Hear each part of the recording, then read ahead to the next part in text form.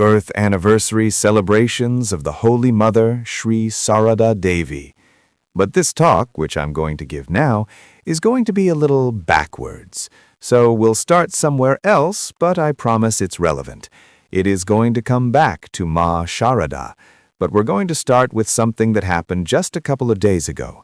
And very interestingly, of course, Mother's birthday actually was a couple of days ago.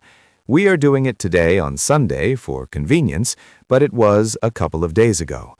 Also, a couple of days ago, one senior, very senior monk of our order, who was 100 years old, also one of the most amazing and inspiring monks I ever knew, he passed a couple of days ago.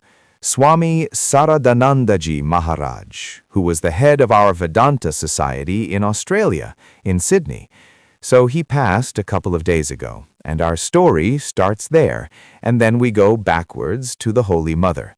He was amazing for many, many reasons, an extraordinary orator, extraordinary scholar, an extraordinary administrator, founder of institutions, an amazing monk in so many ways. But also, those who have met him always felt he was extraordinary at a people-to-people level, because everybody who met him felt a personal connection with him. Everybody, and that includes me too. We have a big center in Lucknow where there's a hospital and a huge temple, all of which he did, really. He was the one who brought it to its present massive scale, a tremendous amount of work there. And after the work, when most other monks retire, monks do retire. I mean, in one sense, we are already retired. I always felt the day you become a monk, you retire, so the rest of it is post-retirement.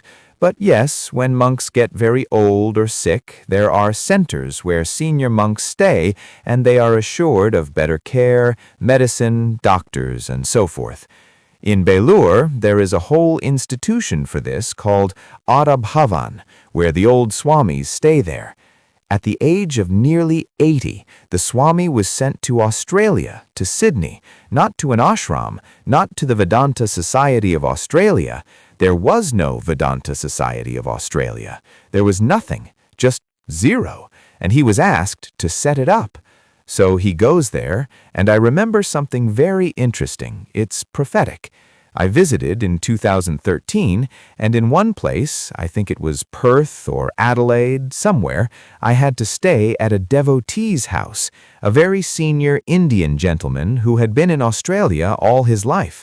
And he said, "You know, Swami, decades ago, Swami Ranganathanandaji used to come here and give talks, and he would stay with our family. We had a much smaller home then, so my wife and I and our little daughter, we all shifted into one room so that the Swami could have the other room." And I asked the Swami, "Won't we have our own Vedanta Society in Australia?" And he said, "Yes, but it will take time." And I asked him how long, and he said, 30 years.